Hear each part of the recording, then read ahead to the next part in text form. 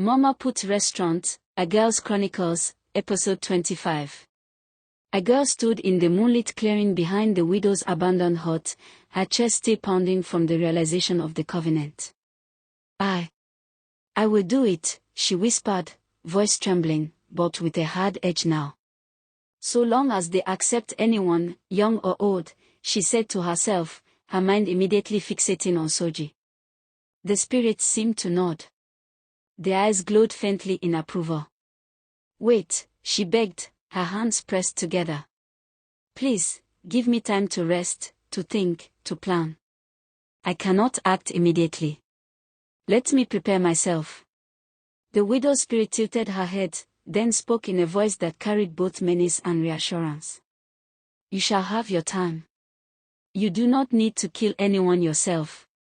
Bring only a piece of cloth, or an item belonging to the person, to this grave.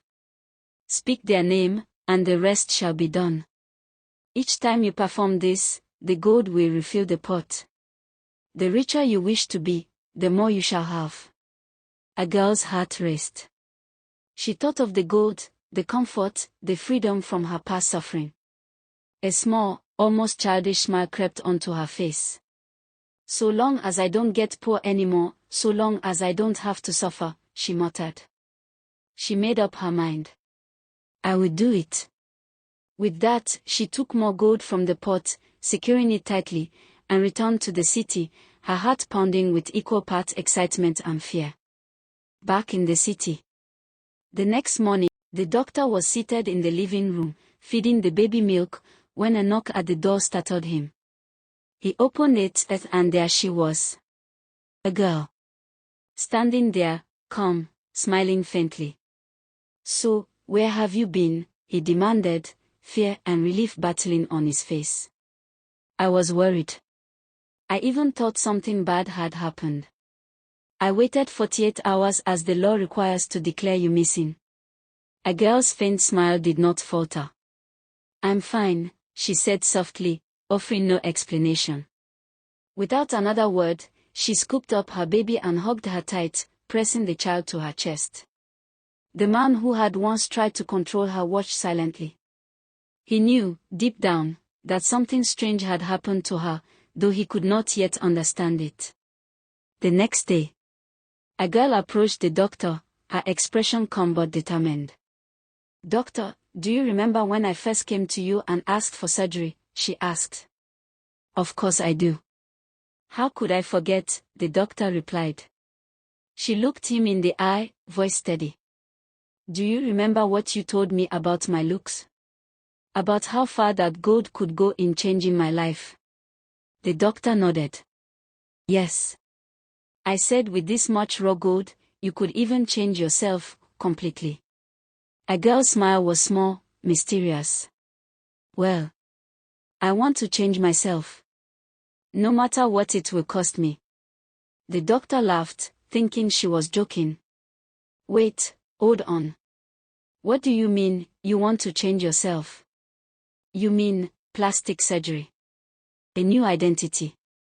Change my looks, my future entirely? He asked, incredulous. A girl nodded firmly. Yes. I will change myself. No matter the cost. The doctor's smile faded. It's not about the money. Are you sure? She nodded again. Yes. I am ready. And so it began, her transformation. The first step toward a life she could never have imagined before that cursed pot of gold. Back in the village. Meanwhile, her disappearance had not gone unnoticed. The villagers whispered among themselves, rumors flying like wildfire. Maybe Soji killed her and buried her body, one said. Maybe she ran away, another countered. Maybe she was locked up, or something about her smell drove him to it, a third suggested. When Mama Put heard of it, she summoned her husband and a girl's father for a discussion. It's been over a month since I last saw a girl, she said, worry etched across her face. She usually comes around the restaurant, sometimes going to the stream with her baby, but now she is nowhere to be found, she added. Soji's explanations were weak, uncertain. Agirls' father shook his head in disbelief. This cannot be true, my daughter, missing. Impossible, he said. Determined to find out, they moved toward Soji's house. At Soji's house. They arrived to find Soji outside, washing his clothes. The moment he saw them, fear gripped his chest, but he tried to compose himself. What is going on? Mama Put demanded. Where is my daughter? Where is that child? Soji hesitated, swallowing hard. I was angry. I sent her away, hoping she might go to Mama Put. She didn't return. I didn't think. I didn't. Mama Put's eyes widened. She's not been with me either. The last time I saw her was when I took her to the hospital. Soji froze. Realization struck him like a hammer. He had made a great mistake, one he might never recover from. Agirls' father and Mama Put erupted in anger. You evil man. You lost my daughter. You are a killer. The noise drew villagers, curious and angry. A crowd gathered. Some of the youth seized Soji, dragging him toward the village square. They searched the house, no agirl.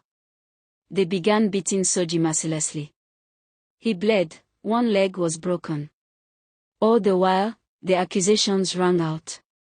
You killed her for ritual. You got tired of her smell and her child. Finally, Soji's case was presented to the paramount ruler. After several deliberations, they allowed him to return home, with one stern warning. Search for a girl, dead or alive. If you fail, you will answer to the gods and the people. Soji staggered home, bruised, humiliated, and terrified, knowing in his heart that the events had only just begun. To be continued.